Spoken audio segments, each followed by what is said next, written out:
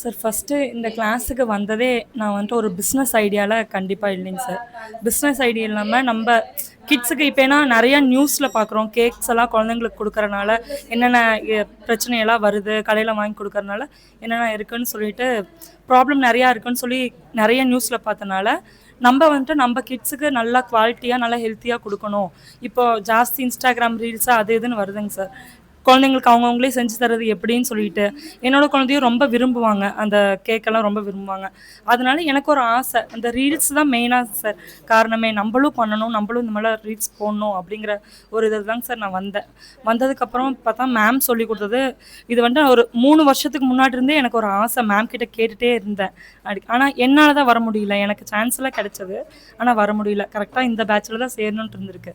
வந்தேங்க சார். இப்போ மேம் சொல்கிறது எல்லாமே அப்படியே கரெக்டாக பேக்கரி டேஸ்ட் வரும். ஆனால் வந்துட்டு நம்ம தேவையில்லாத பொருளெல்லாம் எதுவும் ஆட் பண்ண போகிறதில்ல, கெமிக்கல் அது இதுன்னு போடுறதில்ல. ஹெல்த்தியாகவும் பேக்கரி டேஸ்ட்டும் எப்படி இருக்குது சேம் அதே மாதிரி வர மாதிரி நம்மளுக்கு கொடுக்குறாங்க. எல்லாம் லைக் பண்ணி சாப்பிட்றாங்க சார்.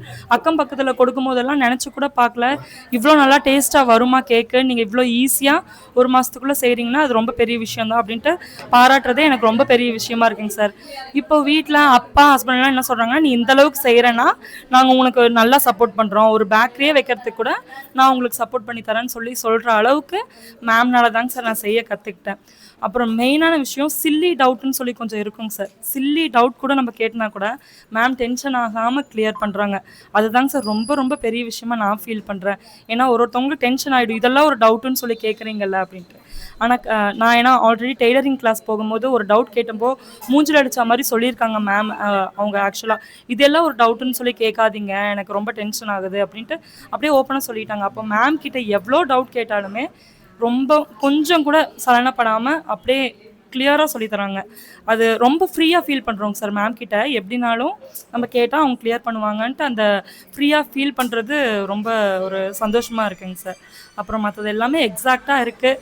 நம்ம ஃபஸ்ட்டு செய்யும் போதே முக்கால்வாசி நம்ம கரெக்டாக செஞ்சிடறோங்க சார். மேம் சொல்கிறது எக்ஸாக்டாக இருக்குது, நம்ம செய்யலாம். நம்ம பீட் பண்ணுறதுல ஏதோ ஒன்று தப்பு பண்ணாதான் அது தப்பாக வருதே தவிர்த்து மற்றபடி தப்பாக சான்ஸே இல்லைங்க சார். கரெக்டாக எக்ஸாக்டாக நம்ம பண்ணலாம். கண்டிப்பாக யார் வேணாலும் தைரியமாக 100% நம்ம முழு நம்பிக்கையோடு இங்கே வந்து சேரலாம். கண்டிப்பாக நம்ம கொஞ்சம் கூட டிஸப்பாயிண்ட்டே ஆக மாட்டோங்க சார்.